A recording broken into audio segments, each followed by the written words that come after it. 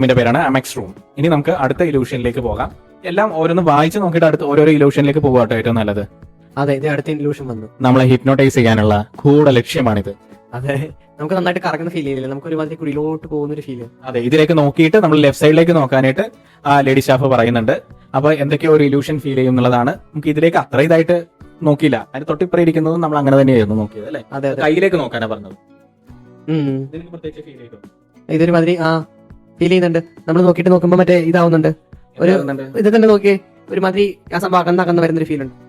ഇത് പക്ഷേ ഹിപ്നോട്ടൈസ് ചെയ്യാനായിട്ട് ഉപയോഗിക്കുന്ന സംഭവമാണ്.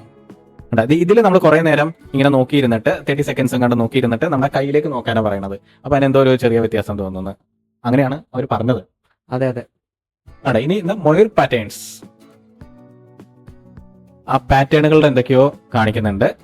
അത് നമ്മൾ ഇങ്ങനെ തിരിച്ച് വരുമ്പോ പാറ്റേൺ വ്യത്യാസം വരുന്നു, കണ്ടില്ലേ? അതെ അതെ അതെ, നമ്മൾ പണ്ട് ഓർക്കുന്നുണ്ടോ ഈ 3 കണ്ണാടി ചില്ലുകൾ ഒരുമിച്ച് വെച്ചിട്ട് ഇങ്ങനെ ഒരു സംഭവം ഉണ്ടാക്കിയിട്ട് വളപ്പൊട്ടുകളൊക്കെ ഇട്ട് വരുന്നത് നീ ഓർക്കുണ്ടോ?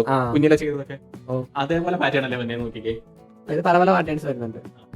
അത് ഒരു ഇലൂഷൻ അല്ലെ, നമുക്ക് തോന്നുന്നതായിട്ട് നമുക്ക് ഫീൽ ചെയ്യും. അടുത്ത ഇലൂഷൻ, ഇവിടെ ഒരു പിരമിഡ് നിൽക്കുന്നു അല്ലെ, എയറിൽ ഫ്ലോട്ട് ആയിട്ട്. അതെ, കണ്ട കറക്റ്റ് ഒരു പിരമിഡ് ഷേപ്പ് അല്ലേ? നോക്കിക്കേ, എയറിൽ ഫ്ലോട്ട് ആയിട്ട്. അതാണ് ഇവിടുത്തെ ഒരു ഇലൂഷൻ. കൂടാതെ ഇതിലൊരു അത്ഭുതം വരുന്നുണ്ട്. ക്യൂബ് പോലെയായി അല്ലേ? കണ്ട ഈ സൈഡ് വന്നു കഴിഞ്ഞപ്പോ പിരമിഡ് ക്യൂബായി. അത്ഭുതം. മാൻഡ്രേക്കിന് മാത്രമേ ഇത് സാധിക്കുള്ളൂ.